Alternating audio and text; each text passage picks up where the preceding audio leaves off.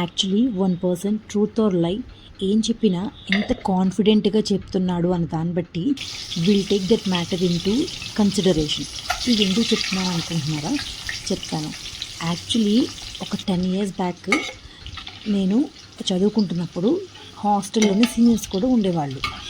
అదే దానిలో నేను ఒక హాలిడేస్ ఇచ్చినప్పుడు ఇంటికి వెళ్ళి వస్తున్నప్పుడు బస్ స్టాండ్లో నా సీనియర్ని ఒక అబ్బాయితో చూశాను. నేను చూసినప్పుడు ఆ టైంలో that point of time I don't know that మనం వాళ్ళతో డిస్కస్ చేయొచ్చు లేదు అని చెప్పి ఐఎమ్ వెరీ ప్యూర్ మైండ్గా ఉండేదాన్ని అప్పుడు. సో వెళ్ళి నిన్ను అక్కడ చూశాను ఆ అబ్బాయితో, ఎవరతను మీ బ్రదరా ఆర్ సమ్వన్ అలా అడిగాను.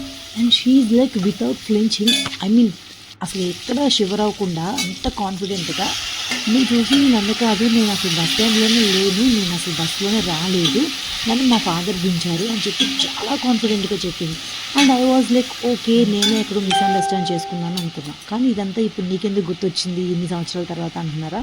నేను మా పాపకి హోంవర్క్ చేపిస్తున్నప్పుడు వాళ్ళ మ్యామ్ వచ్చేసి మనకి డైరీలో రాస్తారు, ఐ మీన్ ఏ పేజ్లో ఏం హోంవర్క్ ఉంది అని చెప్పి.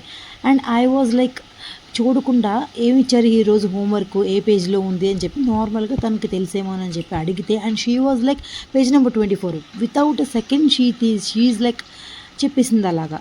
అయితే me and my husband was like ఇద్దరం చూసి నవ్వుకున్నాం, how confident she is telling that 24 అని. కానీ but the page number is different. కానీ ఎంత కాన్ఫిడెంట్గా చెప్పింది. ఇక్కడ అబద్ధమో నిజమా అని కాదు, కానీ కాన్ఫిడెన్స్ గురించి in some situations where you need so much of confidence. నాకు అది చాలా బాగా అనిపించింది, అందుకని నాకు ఆ సిచ్యువేషన్ గుర్తొచ్చింది. సో కాన్ఫిడెన్స్ గురించి మీరేమనుకుంటున్నారు చెప్పండి, లైక్ చేయండి, సబ్స్క్రైబ్ చేయండి.